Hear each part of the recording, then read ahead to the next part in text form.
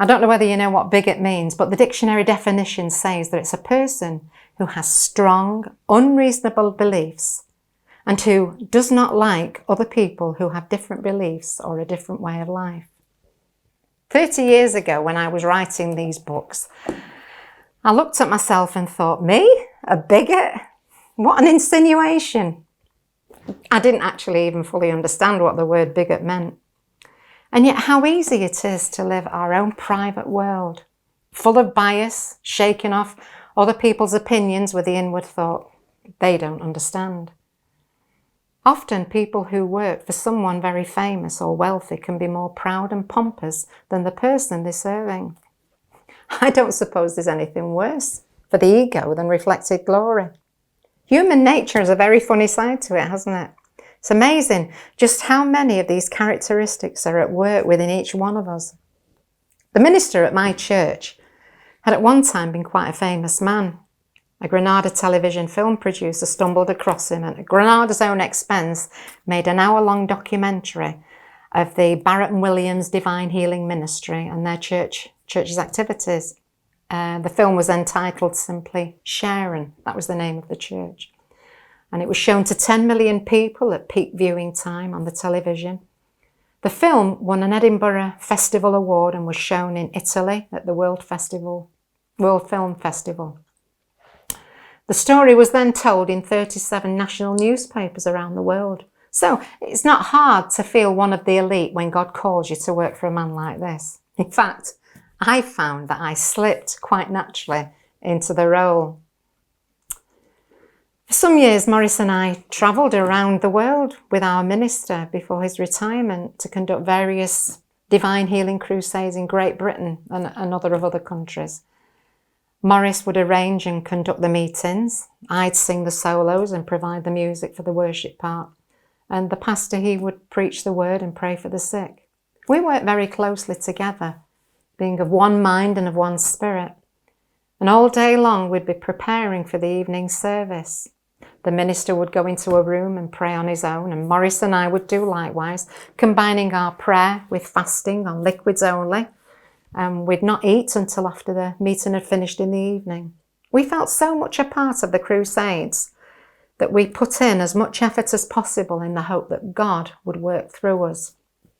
So it's no wonder that we felt very righteous. After all, we were doing our part. But I remember one particular 10-day crusade which we conducted in Birkenhead in England. The church was located in a working class area where most of the congregation were unemployed. And in order to motivate the people of the church, Maurice and I invited them to come along to the church each afternoon to pray and fast for the meetings. And a few of those who were on the dole with time to kill responded. I remember looking around at them at our first prayer session and thinking, what a motley crew they all were.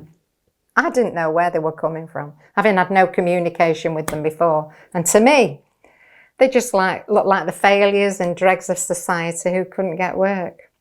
Anyway, to break the ice, I asked them to share their testimonies with Maurice and I, as we didn't know anything about them. And one by one, they began to testify. And each one of them spoke about how God had dealt with them. And while he was doing that, God was dealing severely with my pride. The first man to share with us made reference to some blue lines on his face. I'd noticed them already, but I'd just imagined that they were blue veins showing beneath his skin.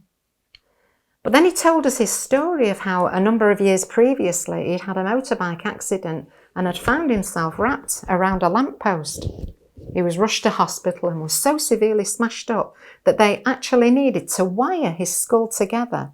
And what I was seeing and thinking were blue veins were actually this wire showing beneath his skin.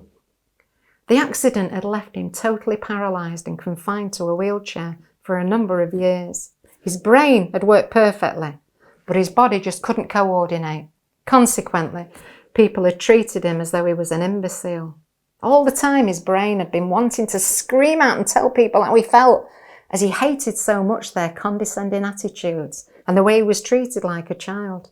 But his body wouldn't accept the commands given from his brain. His mouth couldn't form the words, his hand couldn't hold what was offered him, And so he was locked in a world of incredible frustration. This man hadn't been a churchgoer, but somehow he heard that Jesus Christ could heal him. And I can't remember if he was in his own home or a friend's home, but he cried out in his heart for God to do something in his life. And he was dramatically healed. He was a totally new man, and now he spent all his days, whilst on the dole, distributing handbills and giving his testimony to as many people as he could meet in a day. He was 100% committed to God. Well, I turned to one of the other men in our small gathering and asked him to tell his story, and was equally amazed by what he told me. Apparently, he'd been a chronic alcoholic, and his slavery to drink had ruined his marriage and his life. He lived in this high-rise flat, and he was in constant fear of being broken into. Consequently, all his windows and doors were locked and bolted and even chained.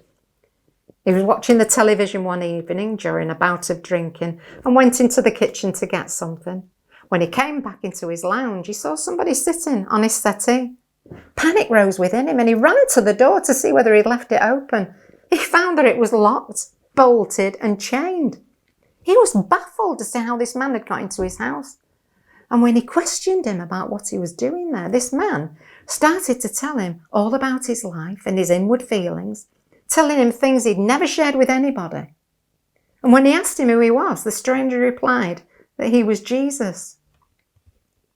The man sharing his testimony told us of his complete astonishment, because up until then, he'd been a confirmed atheist and had never given God a second thought.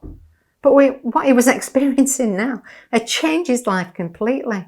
And from that day forward, he'd never taken a drink of alcohol and had given his whole life to God. Well, I don't know how you would have felt if you'd been listening to testimonies like these, but I felt a fraud. I'd come into this working class church as a pompous, proud, arrogant Christian who had a ministry from God. I'd been brought up from the age of 9 in a Pentecostal church where God was moving in a dramatic way and been taught and indoctrinated with the scriptures. But what I was being faced with now were people who'd actually met God. And instead of hearing secondhand from a preacher, they'd had a personal revelation from God, which I'd never experienced. The testimonies of these men really humbled me, and I realised that my holiness was all self-righteousness. Up until hearing these men, I'd always thought of myself as being special. But now I was finding that I just had a good Christian education. A few years after this crusade, Maurice and I were invited to speak and sing during the first part of a full gospel businessman's dinner, the main speaker being a man named Whelan, or Paddy Whelan. It's not hard to feel important when you're invited to speak at a business dinner. But when we had finished our part and Joe got up to give his testimony, God reminded me yet again of the lesson he taught me in Birkenhead. Joe told of his life of crime and how after many years of being in and out of prison for his many criminal acts, he now found himself in solitary confinement because he'd taken a chisel to somebody in the prison whom he'd cut up so badly that he was totally unrecognisable. Solitary confinement is meant to be a very severe punishment. During this time, Joe didn't have visitors, priests or ministers. His meals were passed to him in his cell and taken away when he'd finished. I don't know how long he'd been in the punishment block, but he said that one day he saw a tremendous light and Jesus Christ himself visited him and dramatically changed his life. I don't remember much of Joe's testimony, as it was quite a while ago when I heard it. But there was one particular phrase that he kept saying, which seemed to hurt me every time he said it. And that was, "That's my Jesus. That's my Jesus." He kept speaking about Jesus, not as though he'd read about him, but as though he personally knew him. His life was dramatically changed from black to white. His foul mouth was cleansed, his attitude changed, and the following day, after this tremendous experience, he requested a Bible. The prison warden saw the transformation and knew that this was no con job, it was for real. Paddy Whelan had met Jesus. Sometime later, I was again at a prison fellowship rally at the Central Hall in Manchester, where I was asked to sing, and once more I was reminded of the lesson God had taught me in Birkenhead, because the main speaker was a man named Jimmy Rice, who had no knowledge of God, was brought up in villainy and found himself in prison. This man didn't even know enough about Jesus to be embarrassed about being a Christian. When Jesus Christ himself filled his cell with light one day and changed his life in a dramatic way, he found that his mouth was coming out with things that his mind hadn't even thought of. He rushed up to a prison warden and told him that he wanted to become a Christian and that he'd need a Bible. Whilst he was having this conversation with the prison warden, other inmates were standing around with cigarettes hanging out of their mouths, absolutely bemused at what Jimmy was saying. But he was so ignorant about religion and Jesus Christ that he didn't even feel embarrassed to be talking openly about it. Jimmy's life was turned upside down because he'd met personally Jesus Christ and was given a fresh start. You know, I don't know what God feels about the majority of Christians who go to church these days. But from a personal point of view, I can honestly say I find nothing more stimulating, inspiring, motivating than hearing the testimonies of people who've had personal encounters with God when they've had no previous religious instruction. I find their lifestyles challenging because they change dramatically from what they were to something totally different. And they're usually not content to just sit in a pew week after week, soaking up sermons and reading their daily portions of scriptures. No, they avidly read the Bible as though it's a novel and take everything they read at face value and put it into practice. When they've not been indoctrinated with religion, they seem to have something fresh and real from God, which makes them natural soul winners because they're not putting on a pompous show and trying to do what Christians do. They're just natural and simply allow the changes that God has brought in their lives to shine through them. I remember a Christian once saying to somebody, "Come to Jesus and you can be like me." Unfortunately, the person he was speaking to said, "What? That's the last thing I want to be, like you. You're a bigoted, hard-hearted hypocrite." Wouldn't it be wonderful if God could soften us hardcore Christians and make us also able to draw others to Jesus instead of turning them away? Think about it, and God bless you.